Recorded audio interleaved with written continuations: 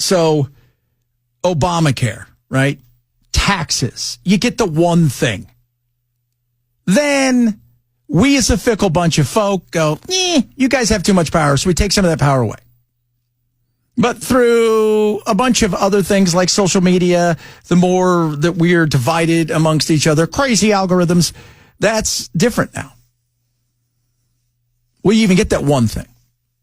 Well, yeah, I think he is. Some of that is going to be fairly simple. Others are going to be tougher. Trump has 5 things that he's really promised along the way. He's promised a lot of stuff. Some of it is as easy as swiping a pin. Others are tougher. But if he's able to do these things, what he gets is the last 2 years of his presidency to really set a mark and set up J.D. Vance as potentially, I mean, again, I don't know because it's going to be an open primary and you never know. J.D. may get, everybody always thinks, oh, he won it. J.D. may get there and go, this sucks, right? Like, I don't want people with my wife and kids 24/7. You never know. But for the most part, you are setting that thing up for something more. And let me tell you guys something. Legacy matters to these people. It absolutely does. If you don't think that's true, you're fooling yourself. They want the rich people graffiti. They want the libraries named after them. They want all the stuff. They love legacy. And it matters. So to make sure that you are still kicking some ass, you better get some stuff done. That's why I broke it down into 5 things. They're absolute must. But one of them is such a must that you can even miss on some of the other ones. But if you get one of that one wrong, holy mother of goodness. Yeah, these are called priorities, kids. Now it's time to count down Donald Trump's top 5 priorities. Number 5. Drain the swamp. The swamp. Easier said than done. We talked about it earlier. We've been joking about it throughout the day. The swamp for many people, they think it's politics, it's certain things here and there. It is bureaucracy is the real nightmare. I want you guys to understand the biggest donor to government is government unions. So they want to protect everything they possibly can. That means protecting their jobs. So what do? You make everything miserable and hard for them to do anything. The thought of Doge, which last night people got excited. Sir, the next item, as you announced in your speech, is a requirement that federal workers return to full-time in-person work immediately.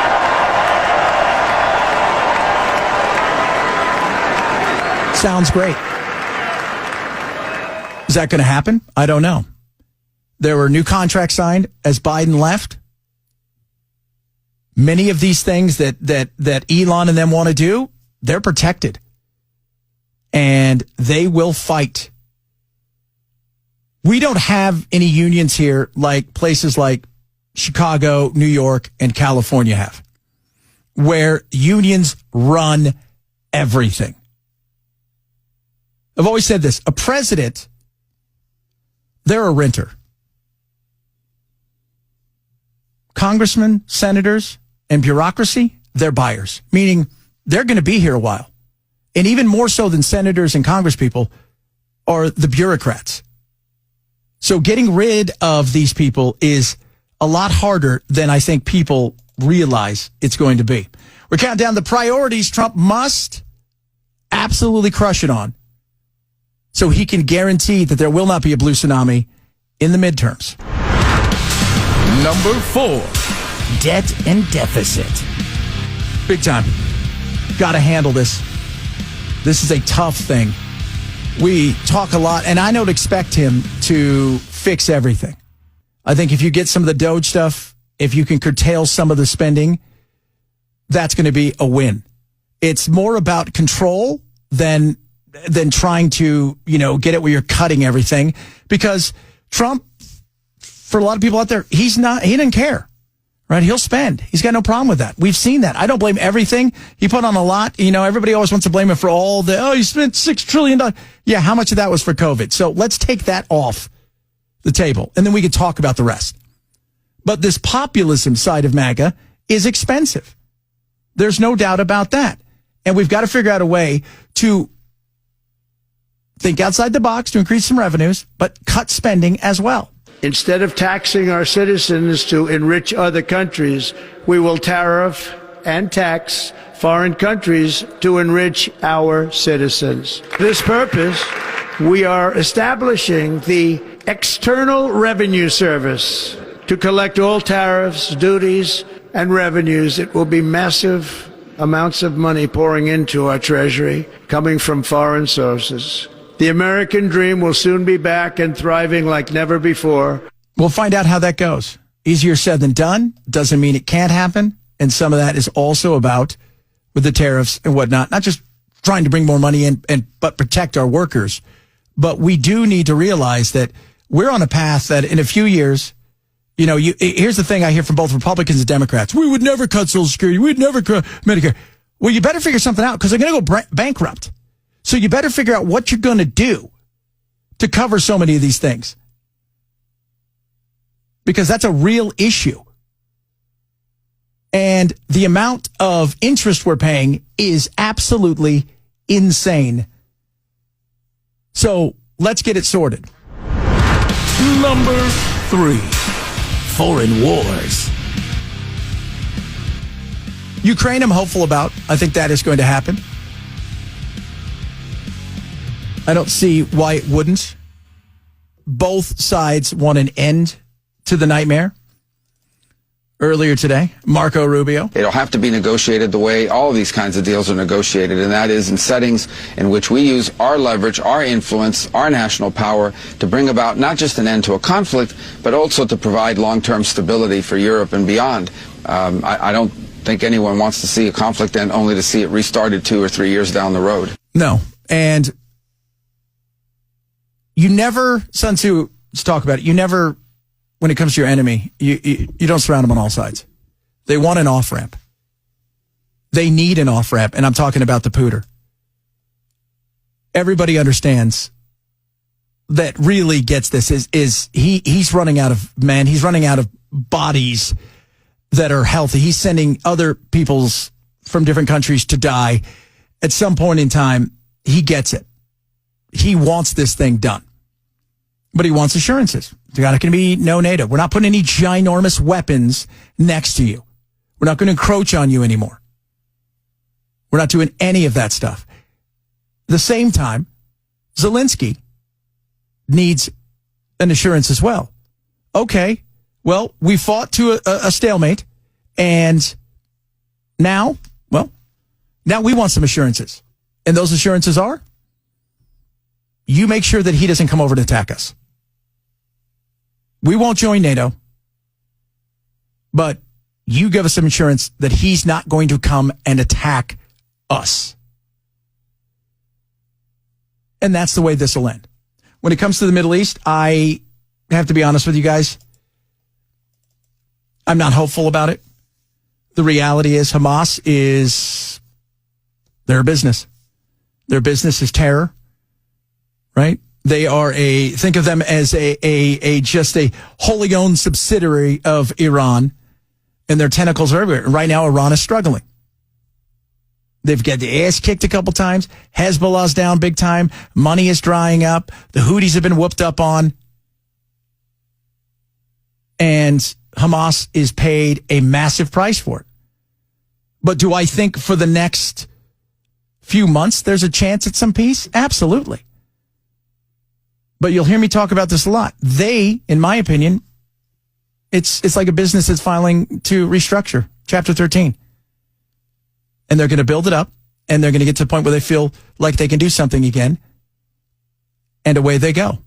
And even Trump says he is not hopeful about this because he understands what he's going up against. That's why coming at this in a different way and treating them more like a business and choking off money rather than trying to kill every one of them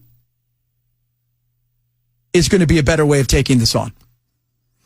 Talk about the 5 things Trump needs to do in order to secure a strong midterm, which will give him 2 great years at the end rather than battling the Democrats all the way till he leaves office. Number 2. Immigration. This one's easy.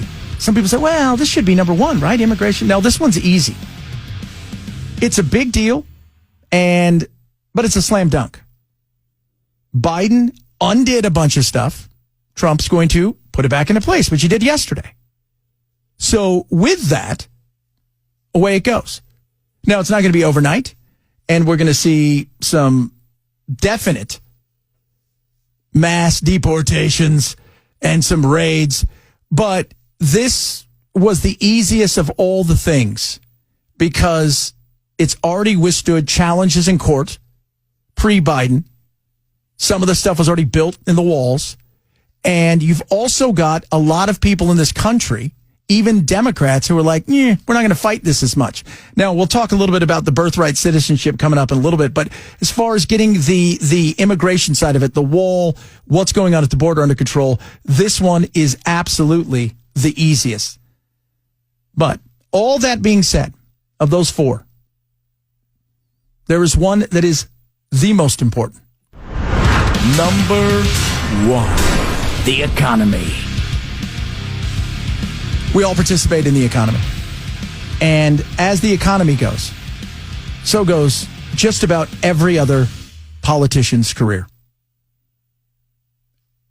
And it's no different for Trump. Trump rode inflation. He rode wages slowing down, inflation crushing everybody. This is one of those things where when you win the economy, you win everything. If things are going great in the economy, your life is good, some of the other stuff you'll turn a blind eye to. It won't bug you as much. But if we get out of foreign wars and, our debt's still rising, but he's got it kind of under control and he's got the border kind of under control and things are looking better, good, but the economy's in the dumper. I got news for you. People go, Urgh. That's the reality of it. He could get the economy right, and he could get none of the other ones right. And people will still be like, well, he's all right. He's doing well in the economy. You get the economy right, and I think he's going to, but it's not going to be easy, and it's not going to be quick. Inflation didn't come overnight. It's not going to leave overnight. On top of that, we still have a lot of stuff that we have to do when it comes to the economy. And that includes wages, things of that nature. These things aren't going to happen overnight. But over time, I think it can happen. But if he doesn't get this right, that's going to be a massive issue. Those are the 5 things Trump needs to do. Smart things to do. Easy things to do when it comes to things like immigration. I think Ukraine, again. But that economy is the hyper-focus of everything. It is the economy, stupid, as James Carville put it.